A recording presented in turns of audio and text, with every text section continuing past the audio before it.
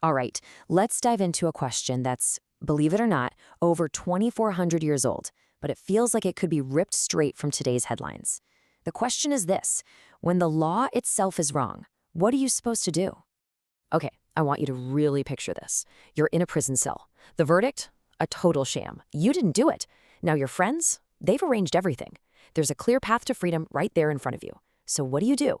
Do you go? Do you save your own life? Or do you actually submit to the very system that got it so wrong? You know, this isn't just some hypothetical question. This literally happened to one of the most famous thinkers in history, Socrates. He was sentenced to death by his own city, Athens, and his friends were practically begging him to escape. But Socrates, well, being Socrates, he didn't see this as a how do I get out of here problem. Nope. For him, it was a problem of justice. And that right there was his whole starting point. For Socrates, and we know this from Plato's dialogue the Crito, the idea of justice was worth more than his own skin. He felt like he had this agreement, with the laws of Athens, and to break them now, even when they were being used against him unfairly, felt like a huge betrayal. I mean, that's a noble stance for sure, but it also opens up a really difficult question. Yeah, what if the whole concept of justice is just a sham? What if it's just a convenient story that powerful people tell to keep everyone else in line?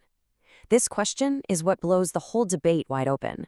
And it's because one of Socrates' biggest philosophical rivals believed exactly that. So, to get who this guy was, you gotta understand a group called the sophists. Think of them as, well, traveling professional teachers. They were absolute wizards at rhetoric and persuasion.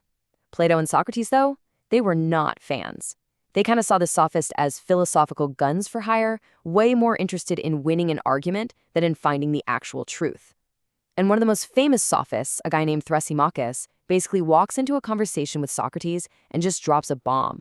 And there it is. Thrasymachus doesn't just disagree with Socrates on a few points. No, he takes a stick of dynamite to the entire foundation of his argument. He basically says, justice, you want to know what justice is? It's nothing more than whatever is in the interest of the stronger. It's just a word for whatever helps the people in charge.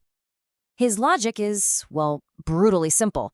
He's saying, just look around. Rulers make laws that help them, that keep them in power, that make them rich. Then they turn around and command everyone to obey these self-serving laws and have the nerve to call it justice. So in his world, the person who's really winning isn't the just man. No, it's the tyrant, the one who's powerful enough to break all the rules and just take what he wants. And that just lays out the dilemma perfectly, doesn't it? Because if Thrasymachus is right, if justice is just a tool the powerful use to dominate others, then Socrates sitting in that cell, it's not heroic, it's not principled, it's just foolish. He's willingly playing a rigged game by the rules of the people who rigged it. So how in the world do you even begin to answer a challenge that cynical? Well, for basically the next 2,000 years, philosophers would keep wrestling with that very question. And one of the biggest answers they came up with was to expand on an idea that, funny enough, Socrates himself hinted at. And that idea is the social contract.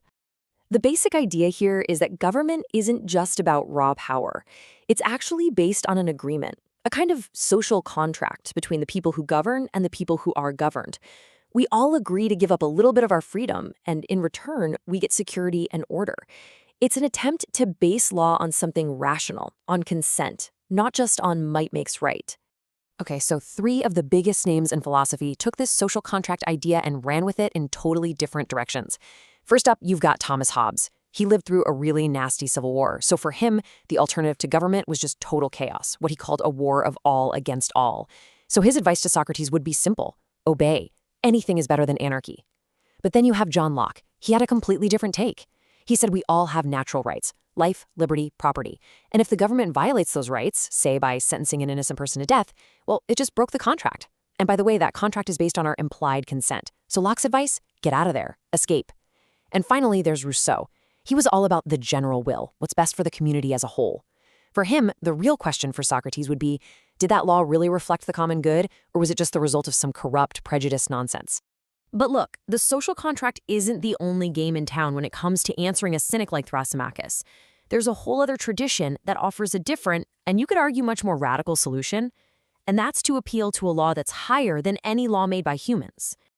This idea really gets a powerful voice with the Christian thinker Augustine, and he drops this absolute bombshell of a line. He's not just saying an unjust law is a bad law, he's saying it's not a law at all. It's a counterfeit. It has no real moral authority. And that right there gives you a justification for disobedience that Socrates, you'll notice, never really had. Fast forward a few centuries, and another brilliant thinker, Thomas Aquinas, takes this idea and builds it into a whole system. He basically says, think of law like a ladder. At the very top, you have God's eternal law for the universe. Just below that, there's natural law, these basic moral truths we can all figure out with our own reason. And way down at the bottom, you have human law, the specific laws of a government. And here's the kicker. Those human laws are only legit if they line up with the natural law above them. If they don't, they're not just bad laws. Aquinas calls them a perversion of law. And don't think this is just some dusty old academic debate. This idea has had an absolutely massive impact on the real world. I mean, look at Martin Luther King Jr. In his letter from Birmingham jail, he quotes St. Augustine word for word. He used it to justify civil disobedience against segregation laws. His whole argument was that because those laws were unjust, they weren't real laws, which meant there was a moral responsibility to disobey them. And this whole tradition, it goes way back, deep into Christian scripture. You can see it when the apostles were told by the authorities to stop preaching. Their response was basically, sorry, no can do. And that set the stage for this huge principle of conscientious objection. The idea that your final loyalty isn't to the government, it's to a higher power. So, okay, we've got these epic philosophical battles that have been raging for centuries. But before we wrap this up, I want to go all the way back to the beginning. Back to that original text, the Crito, because I want to point out something that Plato did that was just mind-blowingly innovative. Right at the climax of the whole thing, Socrates doesn't just lay out another logical argument. Instead, he does something amazing. He imagines the laws of Athens themselves coming to life, and they start talking to him. They basically put him on trial right there inside his own head. They ask him, Socrates, after everything we've done for you your whole life, are you really going to destroy us now just because you're upset? I mean, what a stunning literary move. And that one little trick, it echoed through literature for over 1,000 years. Seriously, later on, a Roman philosopher named Boethius is also in prison, also waiting to be unjustly executed. And what does he do? He writes a book where he's visited by a character he calls Lady Philosophy. It's a total callback to what Plato did. See, Plato didn't just invent an argument. He invented a whole new way to tell stories about arguments. So after this entire journey through history and philosophy, you can really see two main paths branching off from Socrates' original dilemma. On one side, you've got Team Obey, let's call them. That's Socrates and Hobbes. They argue for obedience mainly because they're terrified that the alternative is just chaos and society falling apart. But on the other side, you've got Team Resist. That's where you'd find Locke and Martin Luther King Jr. They argue that sometimes you have to resist, either to protect fundamental rights or to follow a higher moral code. And that brings us right back to where we started, back in that prison cell. The arguments have all been made. The philosophers have had their say for centuries. But in the end, it's not up to them. The choice comes down to you. When the power of the state is on one side and your own conscience is on the other, which one do you obey?